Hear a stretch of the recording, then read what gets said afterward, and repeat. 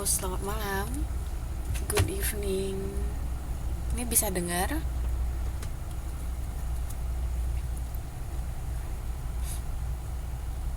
Oh, sepi sekali ya, nggak ada suara sama sekali. Ini pada mute semua ya.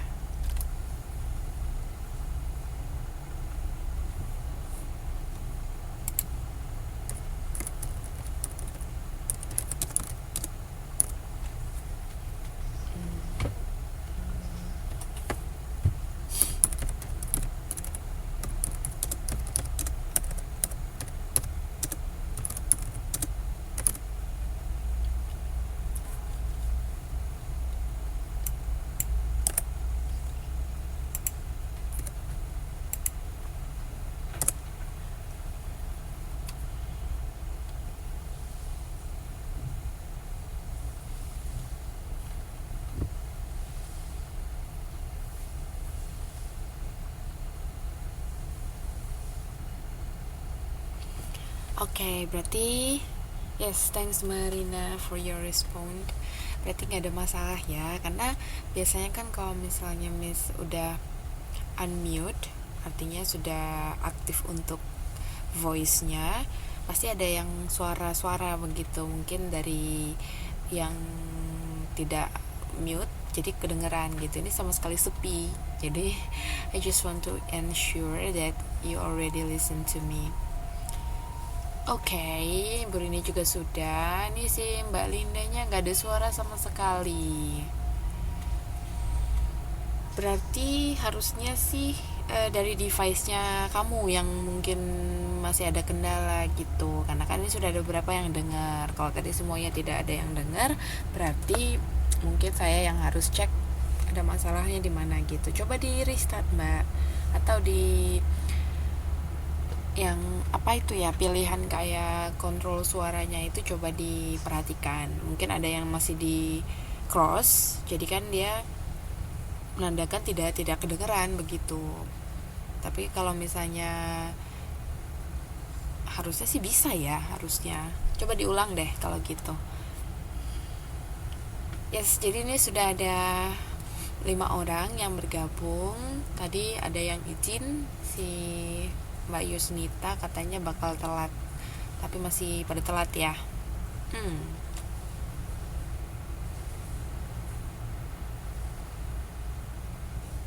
Nggak ada kedengeran. Iya, suaranya kalian nggak dengar sama sekali gitu, makanya Miss nih kayak ngomong sendiri deh.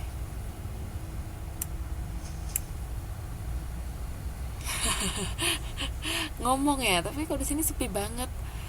Aduh, sebentar ya.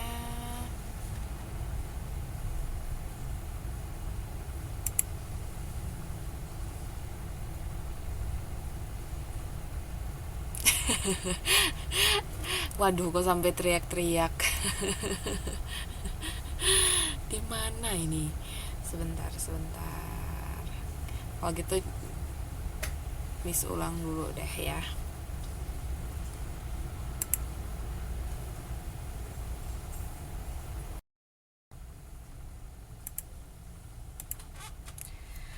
Hello, good evening.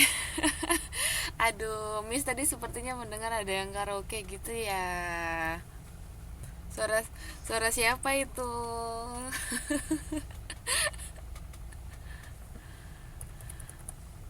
Oh gitu. Iya, Miss lihat katanya ada konser hari hari apa ya? Hari Minggu kemarin ya. Oh, rame nggak? Lumayan ya. Terus mereka oh gitu. Terus merekanya mau dibawa kemana aja? Udah dibawain kemana aja?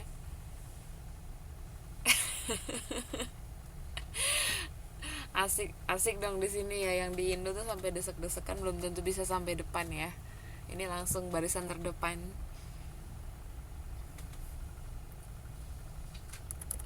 Oh ya, oh gitu. Kok teman-teman yang lain nggak ikut? Kok Mbak Muti sendiri? Nggak. Aha,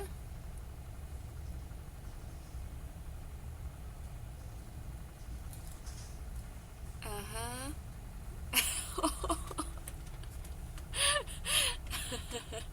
Pamer ya, pamer ya. Berarti udah banyak dong ya foto-foto mesranya dengan Lila ya. Oke. Ya nanti kita simpan dulu cerita Lilanya, bagi-bagi terus kalian nanti nyanyi dulu yang udah ketemu gitu. Nih sorry, ada sedikit kendala teknis tadi, ternyata Miss nggak bisa dengar suaranya, jadi diulang dulu tadi baru bisa gitu. Jadi ada voice controlnya yang tadi nggak diaktifin, so I'm sorry, kita telat sekitar 15 menit ya. Oke, jadi ini ada berapa sebentar ya, Miss lihat dulu, ada 6. Wah, baru 6 orang nih, pada telat ya. Tadi yang minta izin baru 1 yang telat. Yes? Kenapa nggak ada informasi sama sekali?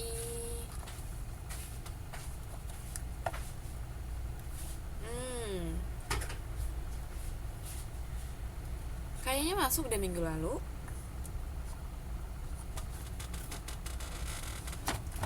Iya, kalau nggak salah masuk deh, berarti lupa kali. Makanya ya itu. Oke. Berarti sekarang udah nggak sakit perut lagi, udah ketemu Lila nggak sakit perut lah ya.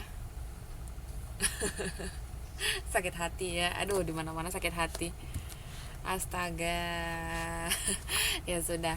Nah jadi nggak apa-apa buat teman-teman yang lain nyusul, kita mulai saja karena kita cuma punya waktu terbatas ya 2 jam, sementara semakin lama longer and longer materi yang kita bahas itu semakin tingkatnya itu semakin sulit.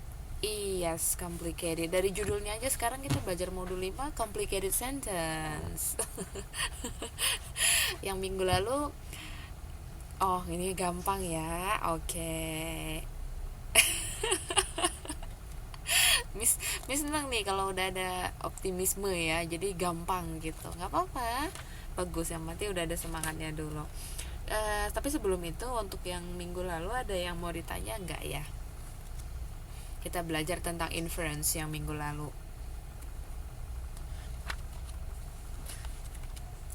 Please one by one, I cannot hear you at the same time. Satu-satu.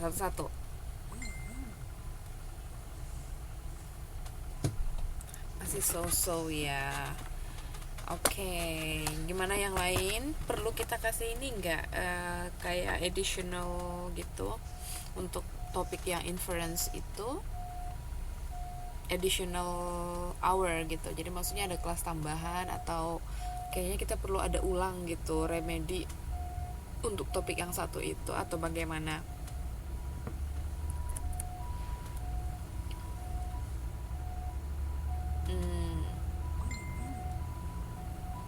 Oke, gimana dengan yang lain? Ada ide yang lain atau setuju idem? Boleh ya. Oke, karena ini rencana Miss kita kan ada yang di Taipei itu tanggal 4 atau tanggal 6 ya. Untuk tatap muka yang kedua itu kita belajar understanding complicated sentence ini. Tanggal berapa? 4 ya. Berarti 2 minggu lagi. Karena ini cukup sulit begitu complicated sentence ini, sampai ada 2 bagian di modul kita. Jadi minggu ini kita belajar dulu yang katanya sih basic tapi sebenarnya sudah complicated begitu. Kita belajar dulu yang complicated sentence-nya, kemudian yang keduanya nanti kita belajarnya pas waktu TTM, karena di situ nanti kita belajar ada negative sentence yang kayak hardly, yang seperti itu. Dia negatif tapi tidak seperti negatif kalimatnya. Baru ada juga inversion gitu, inversion. Tapi sebelumnya bisa mau tanya dulu, belajar grammar gak di semester lalu atau semester sebelumnya? Belajar ya, sama siapa? Mr. Dev ya? Oke. Untuk sekilas aja, jadi Miss tahu nanti bahasnya gimana. Udah belajar relative pronoun? Udah berarti udah bisa ya. Loh kok malah ketawa? Contohnya gimana itu yang relative pronoun? Yes. Yes, it is. Relative pronoun itu. Berarti udah ya. Jadi kalau misalnya ada catatan yang dari Mr. Dev atau modulnya boleh dideket-deketin karena nanti sebentar lagi kita akan mengulang lagi si topik yang itu. Jadi yang relative pronoun itu kita kaitkan dengan reading. Bagaimana cara kita membaca, teknik kita yang kita praktekin dalam membaca kalau ada kalimat-kalimat yang berhubungan dengan relative pronoun gitu. Oke, kita mulai saja. Kalau misalnya tadi yang idenya ibu itu boleh ditampung untuk slide-slide tambahan di kelas-kelas berikutnya karena kita ini sudah yang kelima, berarti kita masih punya 3 dikurang yang di Taipei 1, berarti nanti ada 2 lagi yang belum gitu. Bisa kalau misalnya nanti sama-sama tidak sibuk kita juga bisa additional class lagi gitu. Alright, kita mulai. Ready? Are you ready to go? Yes, karena kita harus siap-siap nih. Yes, keep fighting. Nggak ada yang susah ya kalau ada kemauan ya. Where there's will, there's a way. Okay. Yes, understanding. Ya, bagus. Ya. Okay, sebelumnya complicated sentence. Kenapa dibilang complicated? Complicated berarti kompleks ya. Kenapa kira-kira? Kalau dari baca judulnya kira-kira kenapa sih dibilang kalimat kompleks? Kalimat yang complicated? Yang dalam bayangan teman-teman apa nih?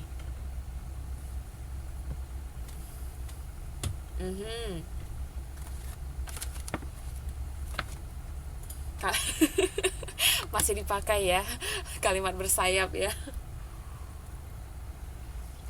Yes, good. Ada yang bilang deduktif, induktif, kalimat majemuk, kalimat bersayap, apapun itu.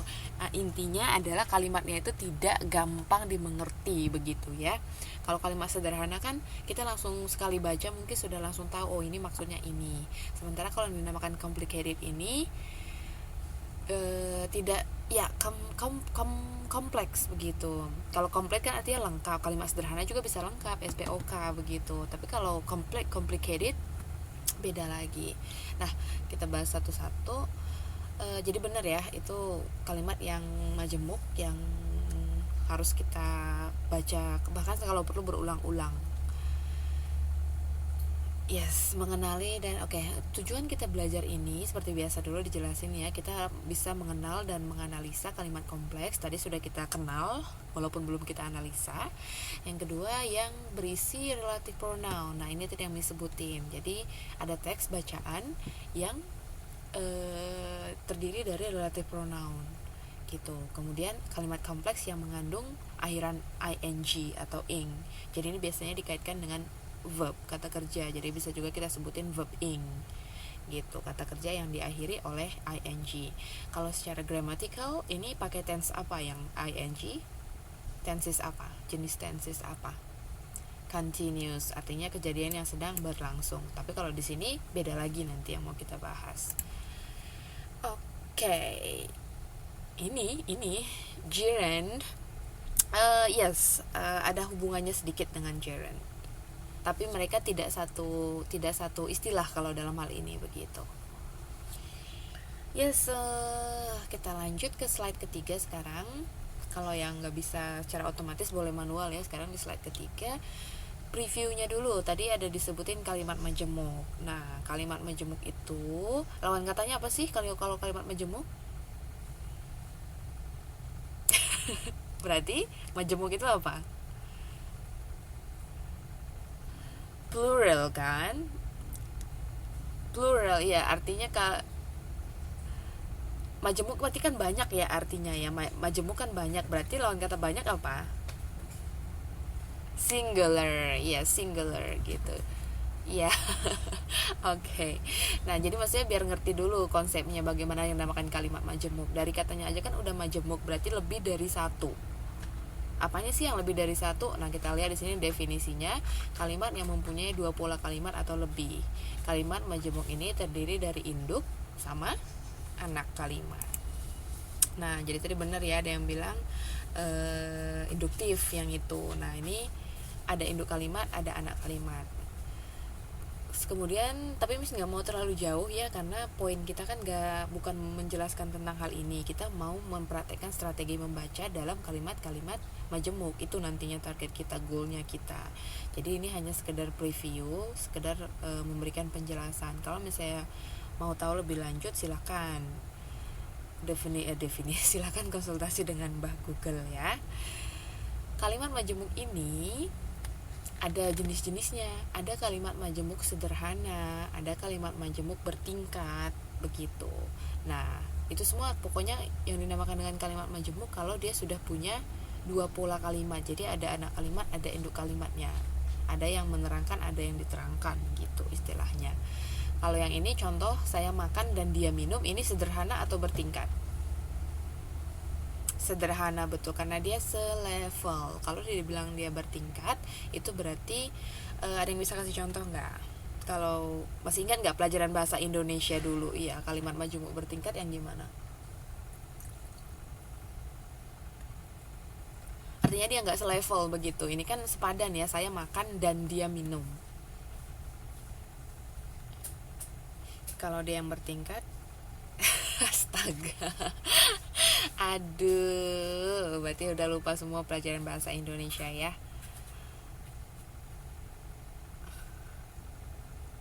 Saya akan pergi. Kemudian itu baru satu dong berarti. Kan ini kita kan belajar majemuk.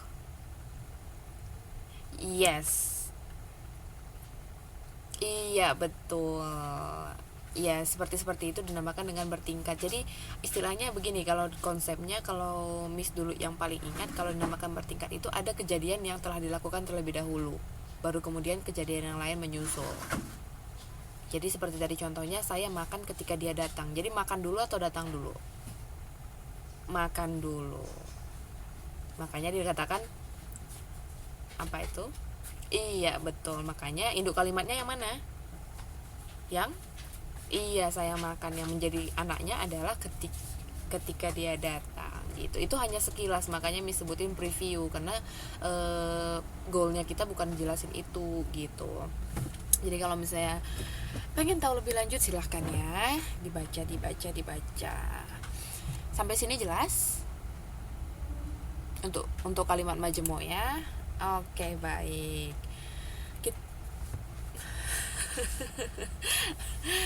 Oke, kita lihat modul kita halaman 5.3.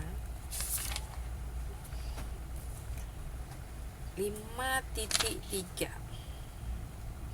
Nah, ini sengaja untuk modul yang 5, yang halaman 5 itu yang contohnya nggak miss ulang-ulang lagi, karena itu cuma menjelaskan bagaimana sebenarnya kalimat kompleks itu. Artinya kalimat yang memang susah, selain kosakatanya susah, dia juga itu terdiri dari kalimat majemuk begitu. Jadi dia berikan contoh di sini, jadi bisa ya dibaca-baca apa sih maksudnya itu kalimat kompleks begitu. Tapi secara sederhananya tadi yang kita jelasin sebelumnya. Jadi sekarang kita langsung ke halaman 5.3, exercise 1, 2, dan 3. Nah, ini belum terlalu rumit ya kalau menurut Miss, karena masih berhubungan dengan yang kita pelajarin minggu lalu tentang inference. Masih ingat kan ya? Artinya kita infer, kita melihat dia kesimpulannya kemana, artinya acuannya kemana. Makanya kita belajar subjeknya siapa, kemudian is itu maksudnya kemana, yang seperti itu. Masih ingat ya? Masih, aduh jawabannya lemes banget ya berarti. Ini baru 5 orang ya. Memang bener gak pada masuk atau gimana Mas Tri? Ada yang lapor gak? Ini Miss kecewa ini begini. Udah semangat-semangat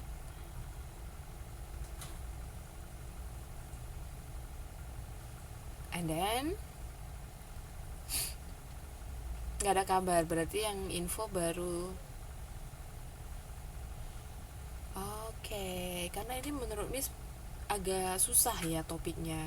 Jadi sayang banget kalau misalnya nggak secara langsung gitu. Kita mungkin kan mereka ada pertanyaan gitu. Kalau misalnya hanya mendengarkan recordingnya, bakalan agak susah sih.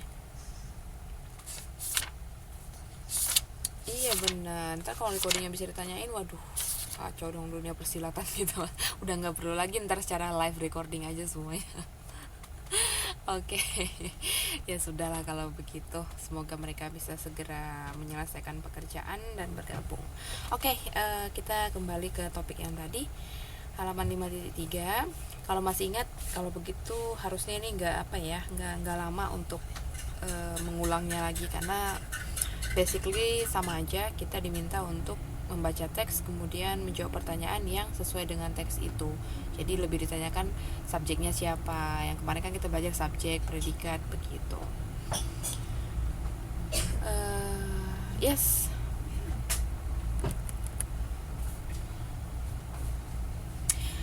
Sama sebenarnya kalau secara aplikasi. Artinya kalau kita misalnya ada bacaan nih, kalau she is referred to gitu, maksudnya itu kan artinya mengacu ke siapa gitu, she itu maksudnya siapa begitu. Jadi kurang lebih sama artinya, tapi kalau refer to itu dia sudah lebih khusus mengacu ke. Sementara kalau inference ini dia istilah yang umum untuk menyatakan strategi membaca dengan cara mengambil suatu kesimpulan gitu. Bedanya di definisi sama di konsep, tapi kalau untuk aplikasi I have to say that it's quite similar.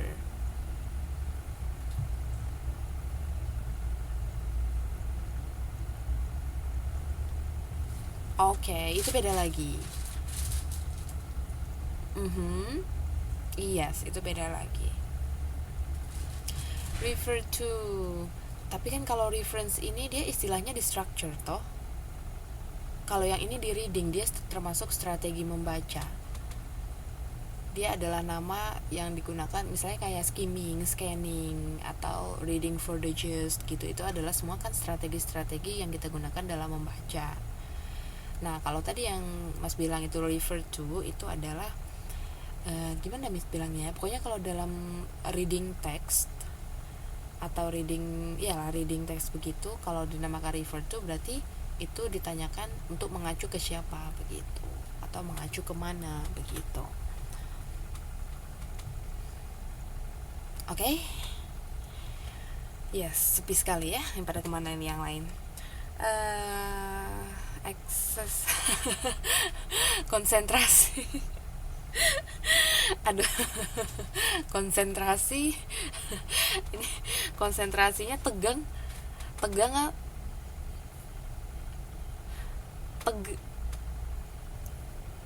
atau bagaimana gitu ya. Tapi kalau terlalu tegang takutnya pada ini membal semua loh Bu. Tapi serius begitu ya. Oke. Yes, ayo kita lihat dulu siapa yang nggak bisa voice. Semua bisa ya. Kalau bisa semua, you want to try? Okay, go ahead. Yes, ayo bergiliran kalau begitu. Kita as soon as possible ya kalau yang untuk ini.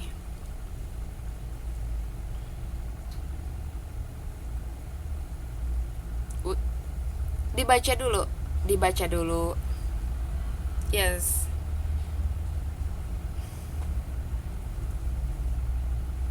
Answer.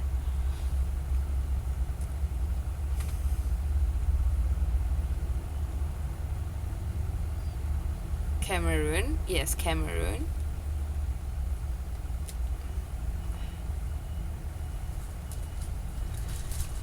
Yes.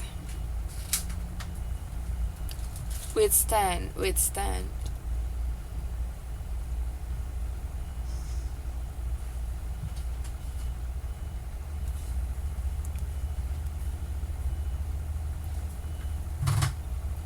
Oke, ini sepertinya nama negara ya, Mali. Jadi kita bacanya biasa aja. Euphoria. Okay, so the first one. Suit. Okay. Cameroon. Ada yang nggak setuju? Gampang ya, karena minggu lalu kan udah kita belajarin subjeknya dari should withstand. Siapa yang melakukan should withstand ini? Artinya withstand tahu nggak? What is the meaning of? Wah, bagaimana bisa jawab kalau begitu Mas Tri? Curi. Oh gitu. Bagus. Ini sebenarnya yang feeling ya. Nah.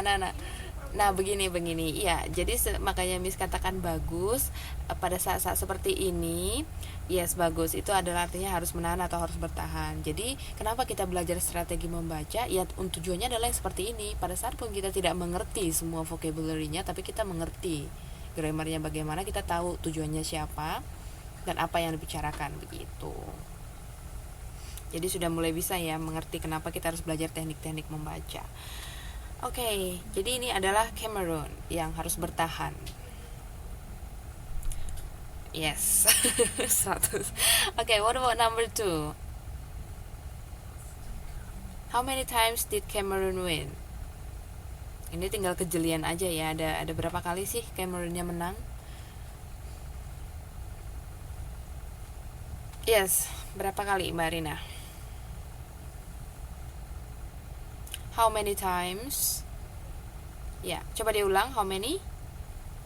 Coba diulang bacanya.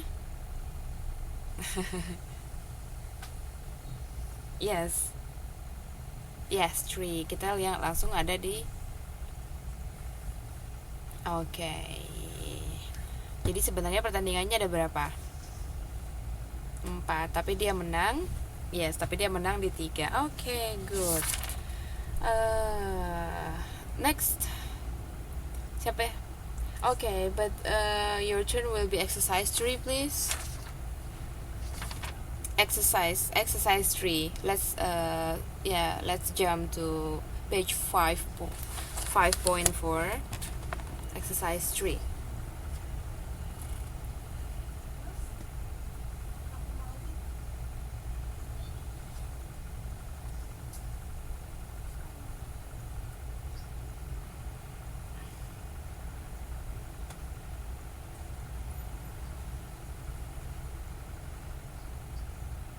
Yes.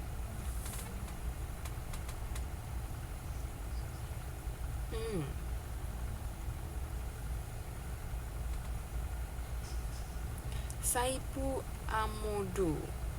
Okay. Why?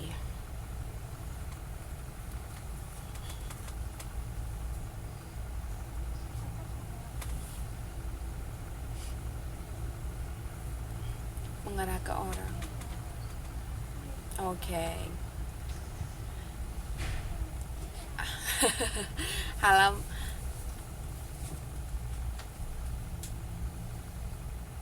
Halaman 5.4 exercise 3.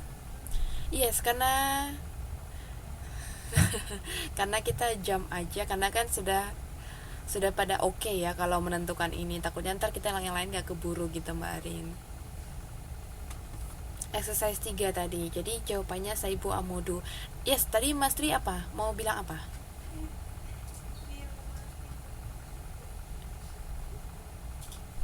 Okay, what is that? I have different opinion. Yes, what is that?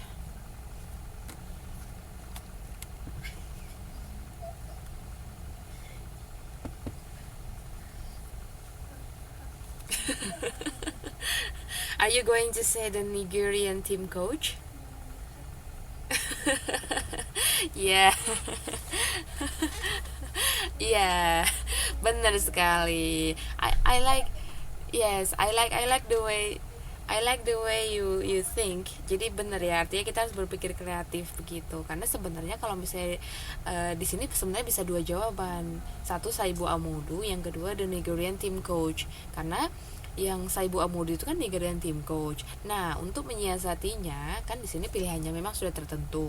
Tapi kalau misalnya tadi tidak ada pilihan, ini ada contoh isian begitu, langsung aja dibuat. Yes. Kalau misalnya ini essay, artinya tidak ada multiple choices, you can just write the Nigerian team coach, namely Saibu Amodu, langsung kayak gitu. Cuman karena ini sudah ditentukan, otomatis ya memang siapa Nigerian team coachnya, ya mau nggak mau Saibu Amodu dong gitu, no other name gitu loh. Halaman 5.4.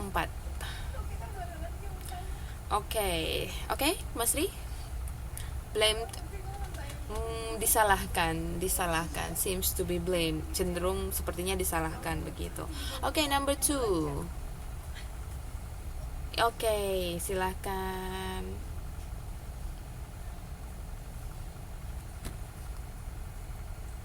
Yes, why is he to be blamed?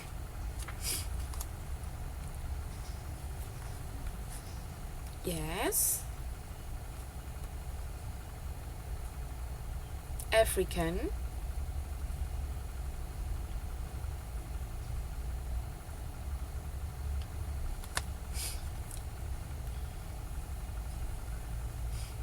Kenapa, Mbak? Why did you answer D, African? Artinya bisa ya Mbak Linda, yang nomor 2 pertanyaannya artinya apa itu bahasa Indonesianya? Kenapa? Karena dia orang Afrika. Yes, karena dia adalah orang Afrika. Kalau yang C itu Polish itu apa artinya? Apa? Astaga, ini ngaco semua ini ya.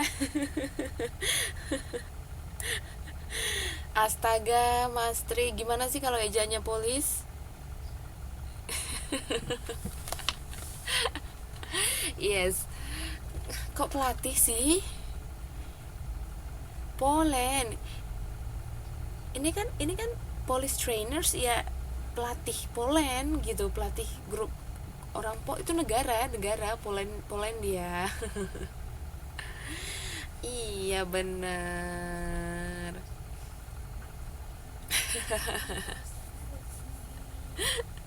Oke. Nah, kalau sampai di sini sudah mengerti Miss Rasa kalau complicated sentence yang berhubungan dengan menentukan subject, menentukan predicate, I think no more problem. Tapi begitupun nanti kita latihan lagi kalau misalnya we still have time. Now let's move to slide 5. Slide 5. Yes, slide 5. Ya, ini adalah summary-nya untuk memahami kalimat majemuk. Seperti tadi kita udah latihan, kita harus pahami dulu intinya. Inti dari kalimat itu apa? Subjek, predikat, sama objek. Nah, subjek itu, ini sekedar info ya. Subjek itu berbentuk kata benda dan tidak didahului oleh kata sambung. Otomatis kalau ada kata sambungnya berarti itu bukan subjek lagi biasanya. Atau mungkin dia sudah subjek tapi di anak kalimat. Gitu. Conjunction. Okay, now let's move to page 5.13. 5.13. Relative pronoun. Nah, tadi yang Miss sebutin buku grammarnya, modul grammarnya dideket-deketin. Udah dideket-deketin belum? Udah ya. Astaga. Itu bukunya sebenarnya mau diapain itu Mbak Linda? Iya ya, mau dikirim ke Indo langsung ya, mau di jus ya.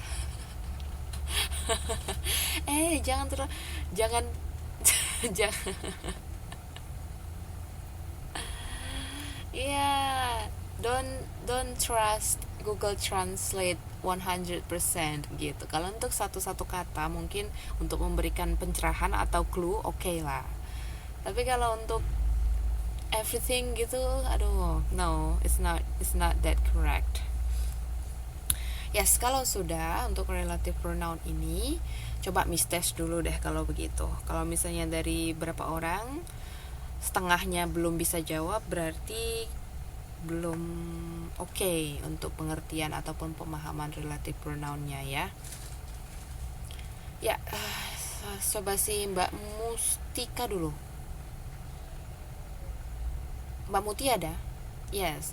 Kalau kita relative pronounnya ini kan ada berbagai jenis ya. Ada who, whose, which, that, yang gitu kan.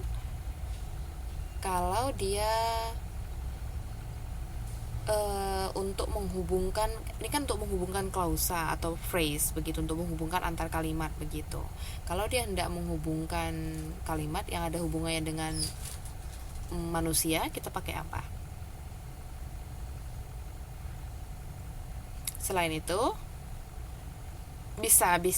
Selain itu who, betul. Kalau kalau dia untuk benda, things, which. Kalau dia untuk manusia atau orang sebagai objek, whom. Bagus, berarti sudah bisa ya. Coba kita lihat untuk yang yes. Whose-nya itu adalah kepunyaan. Iya, betul. Iya, di sini contohnya nggak ada ya. Ya, I miss that. Termasuk juga nanti selebihnya ada contohnya. Ini Miss ambil dari untuk pengertiannya dulu. Jadi relative pronoun itu digunakan untuk to connect a clause or phrase to a noun or pronoun. Nah, kita lihat. Yes, ini tadi kan. Jadi basically secara umum ini ada jenis 5 jenis relative pronounnya. Nah, ini tadi yang dicari-cari si whose ini kan ada. Ini hanya sekedar preview juga ya, karena sudah belajar. Jadi who ini untuk subject, whom object, are generally only for people. Nah, untuk yang dua ini kita gunakan untuk manusia. Sementara kalau whose itu possession, kepemilikan atau kepunyaan. Which itu for things. Nah, kalau that bisa digunakan untuk things dan people. Yes. Itu hanya sekedar merefresh lagi. Nah, ini contohnya. The lady, ayo coba satu-satu baca. Si Mbak Arik belum ya? Belum baca, baru datang ya. Masih tarik nafas dulu ya.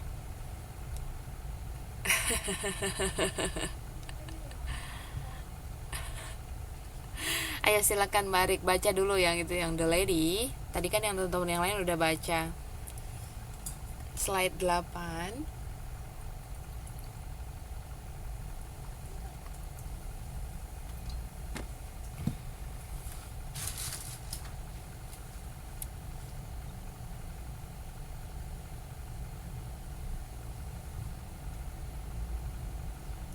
No, masih salah.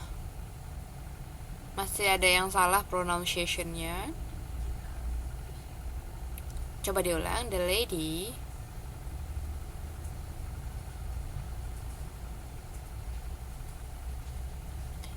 waiting. Iya, karena kan kita nyebutinnya wait for me, bukan white, tapi wait. Kalau white itu berarti putih. Yes. Thank you. Yes, bedakan kan, white putih, kalau wait menunggu. Oke, next si Mbak Neng yang kedua.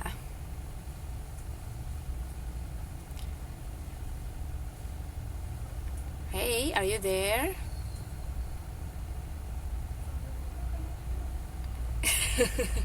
Nggak ada orangnya ya.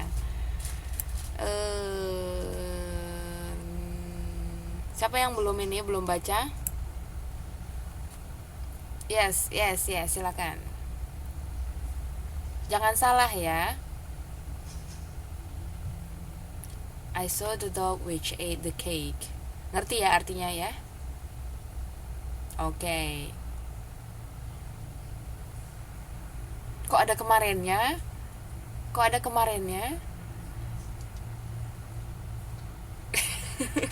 Udah pasti. Yes, very good. Lanjut. Siapa yang belum tadi? Yang Mbak Muti itu belum ya? We did not. Yes, please.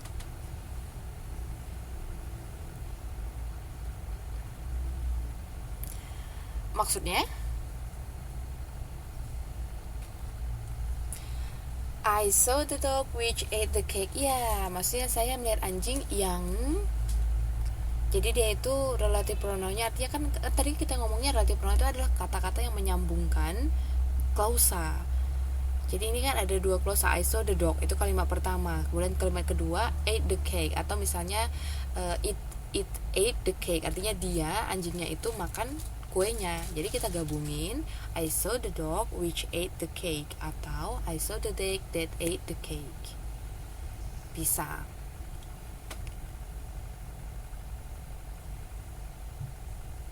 Ya, itu jadi anak kalimatnya. Iya, the second clause-nya itu jadi anak kalimatnya, artinya yang memakan kue. Jadi siapa yang makan kuenya? Yes, jadi yang, artinya yang memakan kue. Sama seperti yang pertama, the lady who made your dress is waiting outside. Artinya apa?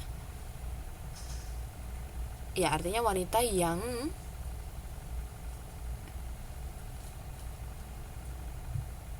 iya, betul, sedang menunggu di luar. Oke, yang nomor 3 ini, we did not know.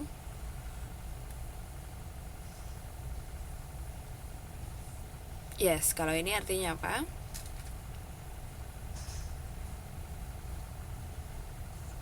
That had been playing, ya, yang telah sedang dimainkan. Jadi ini kalau kita belajar tes, artinya dia tadinya dia sudah dimainkan, tapi ini sudah lampau begitu. Sedang terjadi tapi di masa lampau. Oke, yang berikutnya, the council will meet Professor Dawes from whom they expect an apology. Nah, ini dia ada kata whom, berarti sebagai berfungsi sebagai objek. The council will meet Professor Dawes. Siapa ini yang bisa terjemahin secara baik tanpa membuat pendengarnya bingung?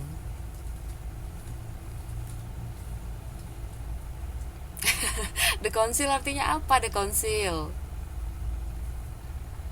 Astaga.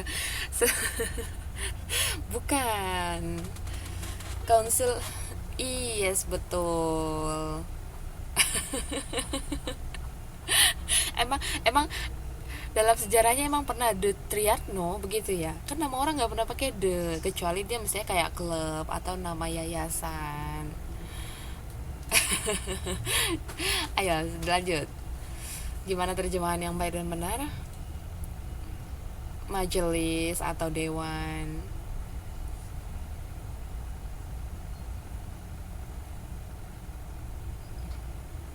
Kemudian, aduh, bis bingung nih dengarnya. Ketemu Profesor Dawes, and then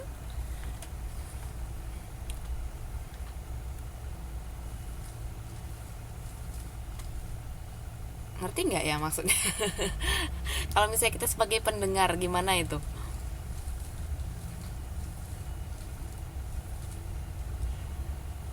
Satu sebentar, si Mbak Rina dulu, coba menurut kamu gimana itu terjemahannya?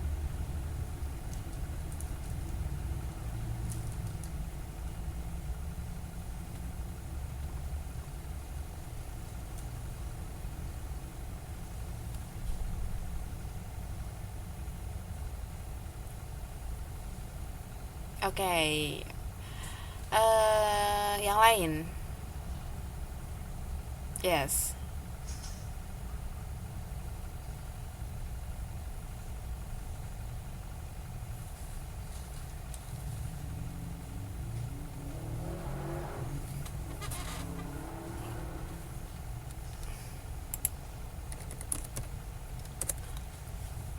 Oke, begini, kalau untuk pengertiannya bisa nggak sih? Maksudnya ngerti nggak arti kalimatnya?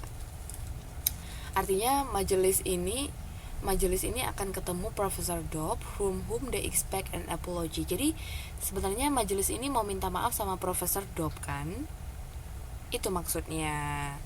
Jadi mereka mau ketemu Profesor Dob dengan tujuan mereka akan minta maaf, begitu. Itu sebenarnya pengertian dari kalimat ini, from whom they expect an apology. Jadi bisa kita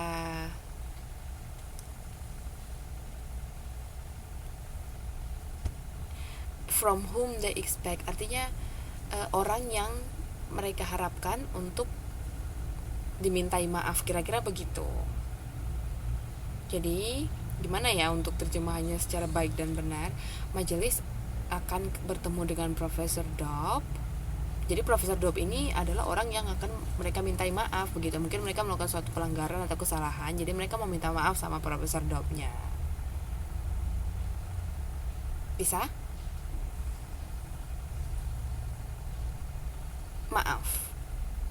Expect an apology itu artinya mengharapkan mengharapkan maaf atau memberikan permintaan maaf, seperti itulah.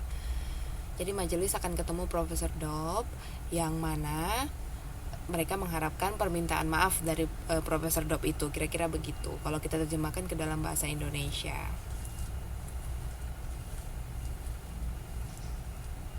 Siapa maksudnya? Karena ada kata whom-nya gitu. Iya, tidak usah. Jadi nanti kalau di translation akan belajar lebih dalam lagi bagaimana kita menjadikan bahasa sumber ke bahasa target itu jangan kaku. Artinya yang baca nggak bingung gitu. Yes, ini yang terakhir, the boy whose bike was stolen. Nah, ini kenapa Miss buat tanda kurung, karena ini adalah anak kalimat. Siapa yang bisa karang untuk induk kalimatnya? No. Ini kan anak kalimat dong harusnya. Yang karena ada kata whose bike was stolen, berarti harusnya dibuat kalimatnya boleh menggunakan kata the boy. Tapi bagaimana? Yes.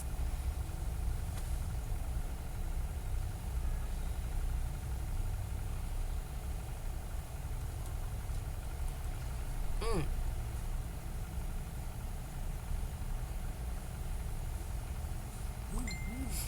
Bisa coba mengacu ke contoh nomor 2. Ignore aja untuk the boy-nya. Jadi yang dipikirin adalah whose bike was stolen.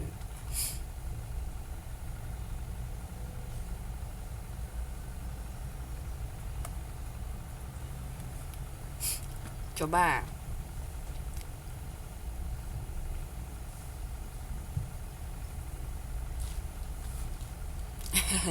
Gini maksud Miss, ini kan ada tanda kurung the boy whose bike was stolen. Jadi the boy ini menjadi subjeknya, terus yang menjadi relative clause-nya whose bike was stolen gitu. Jadi ini bisa aja dipisah. Misalnya kamu bilang I met the boy whose bike was stolen. Nah, seperti itu. Saya ketemu. Iya. Tapi kan induk kalimatnya ada, berarti I met the boy. Aku ketemu dengan pria itu. Pria yang mana? Yang sepedanya hilang gitu. Bisa? Coba.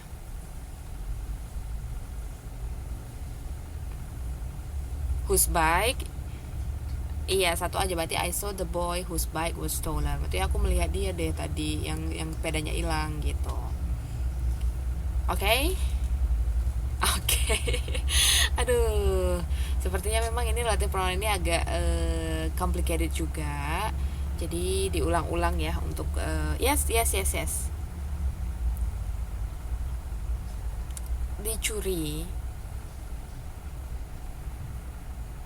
Dicuri ya, was stolen, dicuri, atau ya kan kalau dicuri biasanya hilang lah begitu. Tapi tergantung lah terjemahan kita bagaimana.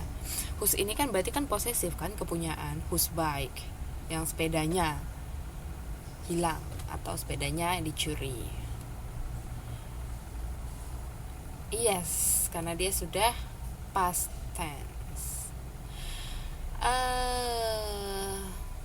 Yes, silakan.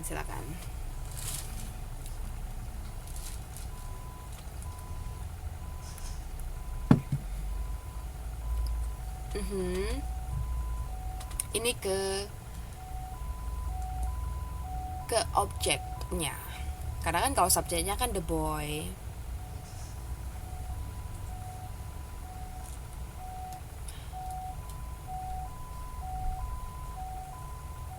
Yes. Makanya tadi Miss bilang ini sebenarnya dipisah. The boy ini harusnya dia ada di kalimat induk begitu. Makanya tadi I meet the boy whose bike gitu. Ada lagi yang mau ditanyakan?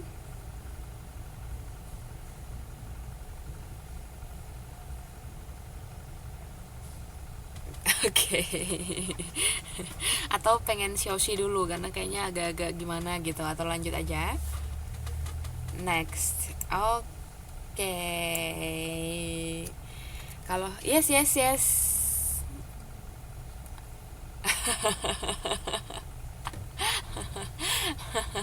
Semangat banget ya, jarang-jarang. Iya, makanya tadi pamer juga sih sama Miss. Aduh, beruntung banget. Soalnya di Indo juga belum tentu kan. Udah fans beratnya juga belum tentu sedekat itu gitu. Ini udah sampai jalan-jalan lagi.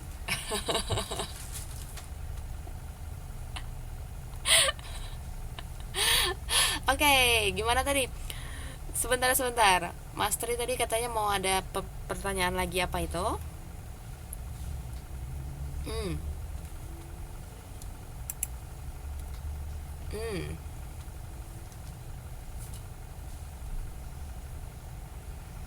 Kalau misalnya the boy-nya dijadikan subjek, maksudnya gimana?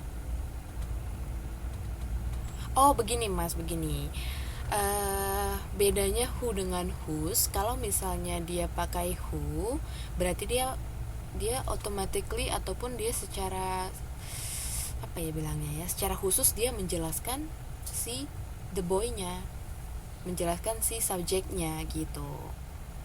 Contohnya lihat deh yang pertama ini. The lady who made your dress is waiting outside. Jadi ini kan kata kerjanya ada made. Nah, membuat, otomatis yang membuat ini siapa? The lady. Otomatis relative pronoun yang digunakan adalah who.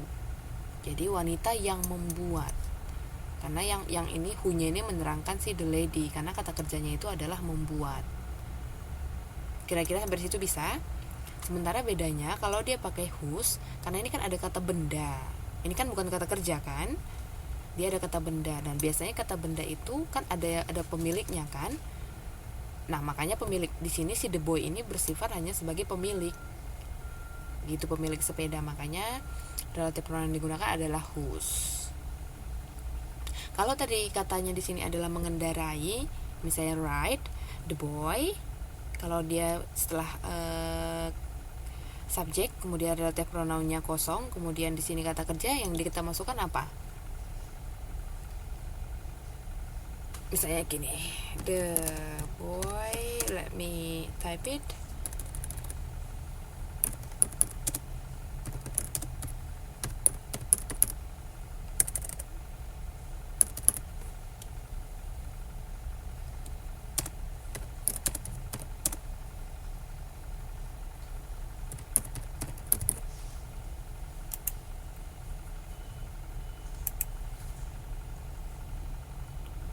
Oke, kalau seperti ini pakai apa?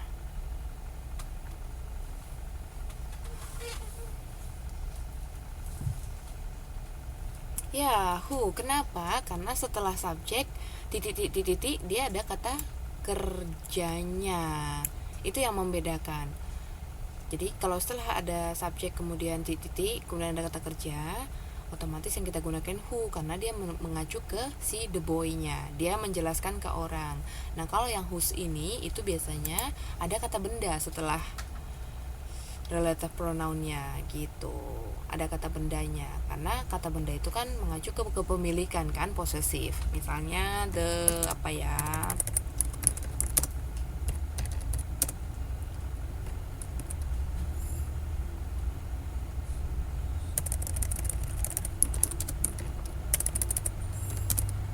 Atau siapa yang udah mengerti yang bisa buat contoh. Ini Miss lagi ngetik ya. Kita sharing ilmu. I found the book.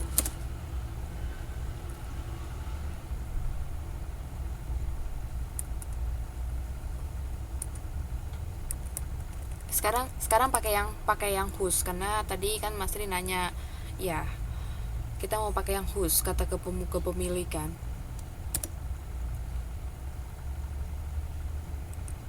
Yes, apa itu?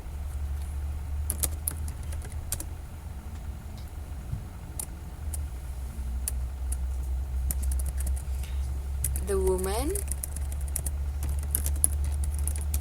woman apa? Whose car. Kok car? The woman whose car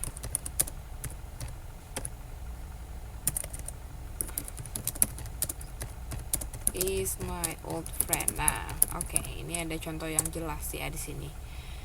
The woman whose car I want to buy is my old friend. Oke. Setelah subjek ada kata whose, kemudian setelah itu ada kata, ini kata benda atau kata kerja? Kata benda, posesif, makanya dia masuk ke whose. untuk menerangkan bahwa itu dimiliki oleh si the woman-nya. Oke, bisa?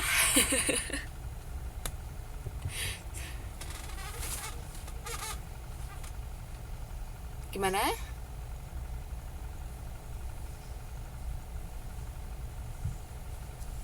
Suaranya terputus-putus ini. Pokoknya yang diingat untuk basicnya gini aja. Kalau dia membedakan mana yang pakai who, mana yang pakai whose. Kalau dia pakai who, dia nggak ada kata benda setelah itu, setelah relative pronounnya. Sementara kalau dia yes, yang mana?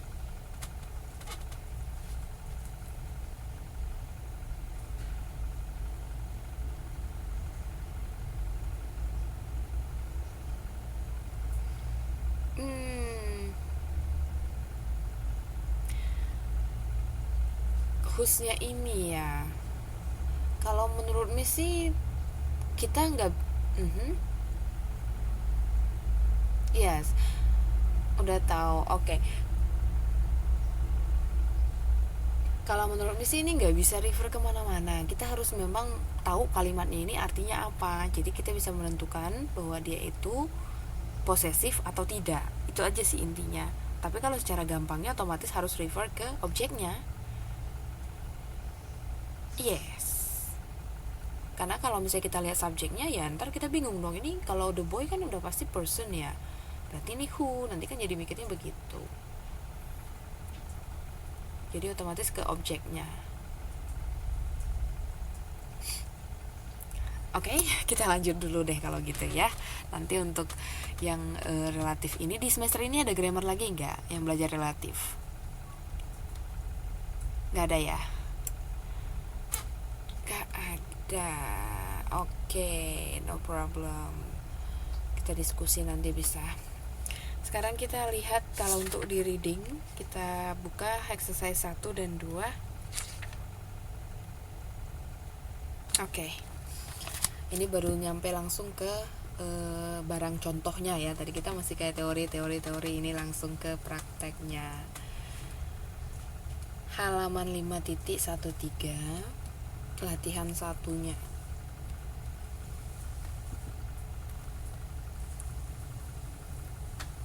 Sudah ketemu semuanya? Sudah ketemu. Oke. The first time I like to read. His wife, who was next to him in bed, and your 6-month-old infant cradled in his arms were unwounded. Nah, sini who were unwounded, pertanyaannya adalah siapa sih yang tidak dibalut, ataupun kalau pokoknya dia tidak dikasih lampin atau balutan begitu. Jadi who yang nomor 1 itu.